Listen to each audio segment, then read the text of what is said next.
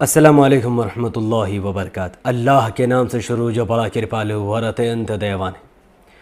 मथुरा में किसी फैसल खान नामक नाम नेहाद मुसलमान ने मथुरा के किसी मंदिर के अंदर घुसकर नमाज़ पढ़ ली। नमाज करने के बाद उसके ऊपर FIR दर्ज हो गई। गंगा जमनी तहजीब के नाम पर उसने ये पाखंड तो फैल दिया। उसके बाद पूरा सोशल मीडिया में वावेला फैल गया।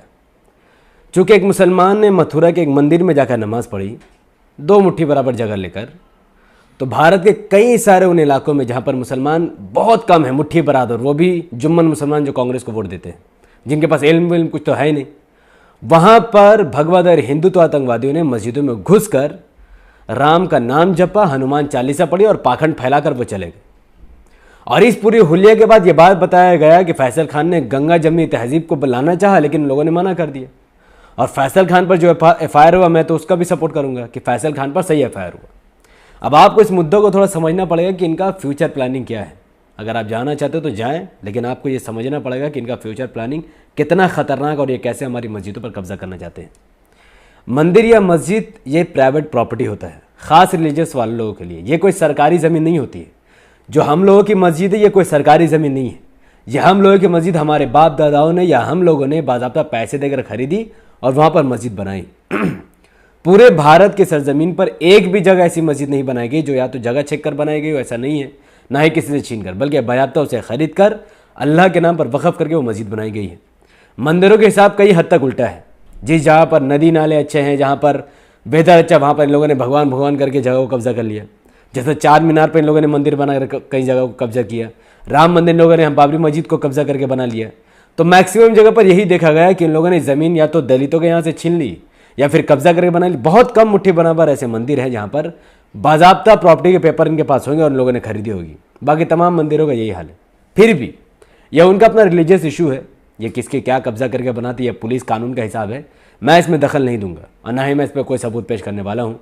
जब राम मंदिर आपके सामने खुला उदाहरण है, जहाँ पर इन लोगों ने बाबरी मस्जिद को ढाकर बाबरी मस्जिद हमसे छीन कर राम मंदिर बना ली और सुप्रीम कोर्ट ने यह ख़ास फैसला दिया कि मुसलमानों को इसके एवज़ में वो ज़मीन दी गई थी। बाद में मुसलमानों के खुद मतभेदों के लेना है। तो एवज़ का क्या मतलब होता है? अगर कोई इंसान मेरा कोई सामान गिरा कर तोड़ दे और मैं सुप्रीम कोर्ट अगर जाऊँ तो वो सुप्रीम कोर्ट कहेगा इसके एवज़ में, चूँकि ये मेरा सामान था, इसके एवज़ में दूसरा कंगा इसको दिया जाता है। तो चूँकि वो ज़मीन हमारी थी, सुप्रीम कोर्ट समझ गया कि ये तो दंगाई लोग हैं, अगर यहाँ मस्जिद का फैसला कर देंगे तो ये पूरे देश में दंगा फैला देंगे, कत्लेआम कर, राम का नाम लेकर सबका घर जला देंगे ये लोग। ऐसे ही इनका कल्चर और धर्म है। तो इन तमाम चीज़ों को देखते हुए सुप्रीम कोर्ट ने देखा कि भाई मामला नाजुक है, तो इसके एवज़ में इसी ज़मीन के लिए दूसरी ज़मीन दे गई थी। खैर, तो मेन टॉपिक ये है कि इन लोगों का ऐसा सोच है। फैसल खान कोई हमारा लोग नहीं है, ये असल में इन्हीं के लोग हैं। और इनका प्लान है कि कुछ 1-2 मंदिरों में मुसलमानों को घुसा कर नमाज़ पढ़ा दिया जाए। नमाज़ पढ़ाने के बाद ये तमाम मस्जिदों में आकर अटैक कर दें, अंदर घुस कर पाखंड फैलाए, राम का नाम ले, शिरक बात कहें और फिर मस्जिद को गंदा कर दे। इस तरीके से इनका मस्जिदों में पकड़ आस्ते आस्ते चालू हो जाएगा। और मस्जिद में पकड़ होगा तो ये लोग पेपर या दलील नहीं मांगते। पहले एक आदमी आने से शुरू होगा, 1 आदमी, 2 आदमी, 3 आदमी, 4 आदमी, करते करते करे पूरा मस्जिद में 1000 आदमी घुसाते हैं। फिर कहेंगे नहीं नहीं अब इधर मंदिर चाहिए हमको। इनका इतिहास गवाह है, ये लोग ऐसे ही करके मंदिर बनाते हैं। ये लोग कोई साफ़ सुथरा तरीके से मंदिर नहीं बनाते हैं। तो फैसल खान के ऊपर FIR होना एकदम लाजमी था। बहुत सही FIR हुआ। कोई भी मुसलमान को मंदिर में नमाज़ पढ़ने का कोई भी अधिकार नहीं है। नमाज़ पढ़ने या तो अपने घर में पढ़े, या तो कोई खाली जगह में पढ़े जहाँ पर कोई आना जाना ना होता हो, या फिर मस्जिद में पढ़े। ना रोड में इनको नमाज़ पढ़ने की ज़रूरत है और ना ही किसी के मंदिर में। जब तक रोड में पूजा अलाउड है तब तक रोड में नमाज भी अलाउड है। और मैं चाहता हूँ कि भारत में कोई ऐसा कानून नाफिज हो कि रोड में या पब्लिक प्रॉपर्टी में ना पूजा किया जाए, ना नमाज़ पढ़ा जाए। क्योंकि ये जो रिलीजियस होता है ये प्राइवेट मसला है। नमाज आप अपने लिए पढ़ते हो, आप किसी और के फ़ायदे के लिए नमाज़ नहीं पढ़ते हो। आपको अपना फ़ायदा, आपको जन्नत चाहिए तो आप नमाज़ पढ़ो, किसी नुकसान करके तो आप नमाज़ नहीं पढ़ोगे ना। और आप पूजा के नाम पर जो पाखंड फैला रहे हो अपने लिए कर रहे हो। भाई आप अपना पैसे से घी खरीद के जगह जलाओ, अनाज खरीद के जलाओ, चावल खरीद के उसमें लात मरवाओ अपने बीवियों से, तो उससे हमें को लेने देना नहीं। तो ये रिलीजियस जो होता है अपना प्राइवेट होता है, प्राइवेट। आप किसी पर उसको थोप नहीं सकते। तो फैसल खान का मथुरा के मंदिर में नमाज़ पढ़ना, फिर उस मंदिर को पवित्र मानना, फिर कुछ हिंदुओं का, हिंदुत्व का, असल में हिंदू नहीं, असल में हिंदुत्व है ये लोग, हिंदुत्व, ये हिंदुत्व का मस्जिद में आ जाकर राम राम रामजादे वाला हरकत करना ये बिल्कुल भी सही नहीं है। और मैं ख़ास करके मुसलमानों से कहूँगा, अगर मुस्लिम बहुल इलाकों में एक भी हिंदुत्व अगर मस्जिद में घुस कर ज़बरदस्ती राम राम या उल्टा सीधा काम करता है, उनको तमीज़ से हाथ पैर पकड़कर बाहर निकाल दो। मारा पीटी नहीं करो, पुलिस को बुलाओ, इसे बाहर निकले बाहर करो, क्योंकि मस्जिद इनके बाप की प्रॉपर्टी नहीं है। मस्जिद हम लोगों की प्रॉपर्टी है, मुसलमानों की प्रॉपर्टी है, वक़फ़ की ज़मीन है। या तो हमारे बाप दादों ने पैसे देकर वो मस्जिद खरीदा, या फिर आज के दौर में हम लोगों ने खुद वो मस्जिद को खरीदा है। वो जो मस्जिद की ज़मीन है इनके बाप दादाओं की नहीं है, जो ये लोग आके अपना नापाक पैर बाहर कर देंगे। कोई डाउट नहीं है कि कोई भी अगर भगवा दे हिंदू तो मस्जिद में पैर रखेगा तो मस्जिद का वो हिस्सा पवित्र होगा, लेकिन उसको धोने होने की ज़रूरत नहीं, उसको बाहर निकाल दो तो नहीं काफ़ी, क्योंकि ये मुशरिक लोग ये शिरक करते हैं। मस्जिद में पाखंड का कोई जगह ही नहीं है। मस्जिद में आप शांति तरीके से आप अपना अलग अलग नमाज़ पढ़ते हो, और अगर एक साथ नमाज़ पढ़ते जमात बनाकर तो एक इंसान कुरान पढ़ता बाकी सब सुनते हैं, ऐसे ही मस्जिद में होता है। तो अब वहाँ आकर कोई धुआं जलाए, घी बर्बाद करे, हवन पूजा स्टार्ट कर दे, तो ऐसा पाखंड के लिए मस्जिद में कोई जगह नहीं। मस्जिद सिर्फ़ और सिर्फ मुसलमानों के लिए है। इसके सिवा कोई भी इंसान मस्जिद में जाने की बिल्कुल भी उम्मीद ना करे इबादत के घर से। अगर किसी को बारिश हो रही है बाहर में, किसी को मस्जिद में शरण चाहिए, बिल्कुल उसको शरण मिलेगा। अगर किसी को भूख लगा है, वो खाना खाने के लिए मस्जिद में जाता है, किसी से मदद मांगने, बिल्कुल भी उसको मस्जिद में बैठाकर खाना खिलाया जाए, कोई दिक्कत वाली बात नहीं है। गैर मुस्लिमों का मस्जिद में जाना, वहाँ पर शरण लेना, वहाँ पर मदद मांगना बिल्कुल अलाउड है। इस्लाम इसीलिए तो है अमन और शांति का मज़हब। लेकिन अगर कोई गैर मुस्लिम अपना धर्म का पूजा करने के लिए मस्जिद जाता है तो ये बिल्कुल ये एक लॉजिक ही नहीं है इसमें। एक बंदा बेजान मूर्ति की पूजा कर रहा है, घी बहा रहा आग में, आग जला रहा, पॉल्यूशन फैला रहा है, धर्म के नाम पर पूरे देश को आग में झोंक रहा है, तो उसके लिए मस्जिद में कोई जगह नहीं है बॉस। अब जाके ये सब पाखंड अपने मंदिर में करो जब तक करना है, मस्जिद में ऐसा अलाउड नहीं है। तो अब मुसलमानों को बिल्कुल भी आँख खुला रखना है। अगर कोई माइनॉरिटीज़ जहाँ पर मुस्लिम माइनॉरिटीज़ में है, अगर वहाँ पर ये लोग ऐसा करते हैं तो आप मेजॉरिटी में जाओ, पुलिस को कंप्लेन करो और पुलिस से आप रिक्वेस्ट करके वहाँ पर दारोगा खड़ा करो, क्योंकि इनको कोई हक नहीं बनता कोई भी मस्जिद में घुरकर हवन वन करे। हमारे मज़हब उनके मज़हब में ज़मीन आसमान का अंतर है। गंगा जमनी तहज़ीब का मतलब ये नहीं कि हम मंदिर में घुस कर नमाज़ पढ़े और वो मस्जिद में आकर हवन करें, नहीं। गंगा जमनी तहज़ीब का मतलब है कि हम एक दूसरे के रिलीजियस का इज़्ज़त करें।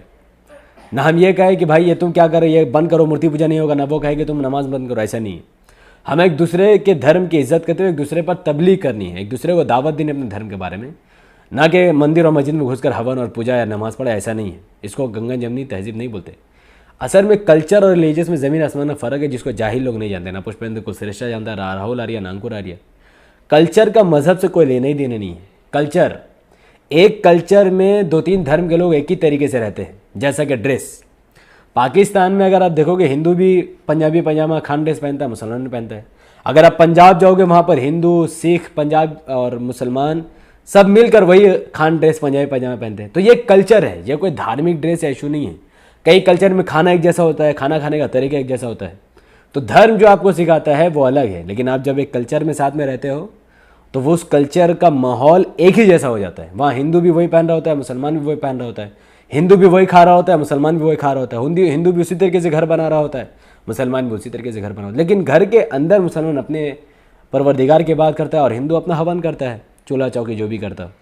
तो गंगा जमनी तहज़ीब का मतलब है कि हम एक दूसरे की रिस्पेक्ट करें और पढ़े लिखे के जैसा बिहेव करें और उनसे दावत करें कि भाई ये सही ये गलत, और डिबेट करेंगे। लेकिन आप ज़बरदस्ती किसी के धर्म के अंदर दखल देकर मस्जिद के अंदर घुस कर हवन करोगे या मंदिर के अंदर घुस कर नमाज़ पढ़ोगे और आप इसको कहोगे कि ये गंगा जमनी तहज़ीब है, तो ये आपका बिल्कुल पागलपन है। या तो आप पूरी तरीके से जाहिल हो या फिर आप दंगा लगाना चाहते हो, इसके सिवा का ऑप्शन ही नहीं है।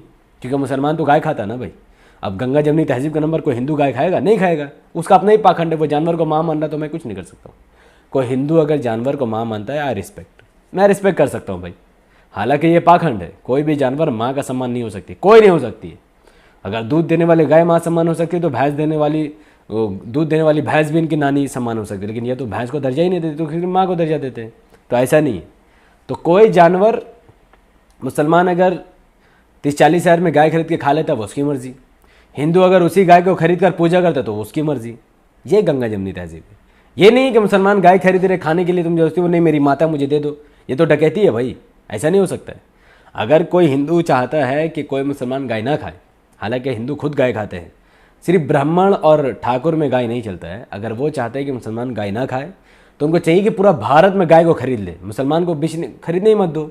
तो मुसलमान गाय खरीदेगा तो उसको जो मर्जी आगे करेगा। भाई तुम्हारा बाप का जागीर नहीं है गाय, भाई ना मस्जिद ना मंदिर तुम्हारे बाप की जागीर है, मंदिर तुम्हारे बाप की जागीर है। तुम दलितों को अंदर नहीं जाने देते हो, पिछड़ों को अंदर नहीं जाने देते हो, आदिवासियों को अंदर नहीं जाते हो, मुसलमान को तो वहाँ जाना भी नहीं, क्योंकि पाखंड से मुसलमानों को लेने देने नहीं। तो जो जो सामान खरीदता है उसके साथ वो जो करना है करे, तुम हो या तुम्हारे बाप को कोई दखल नहीं है।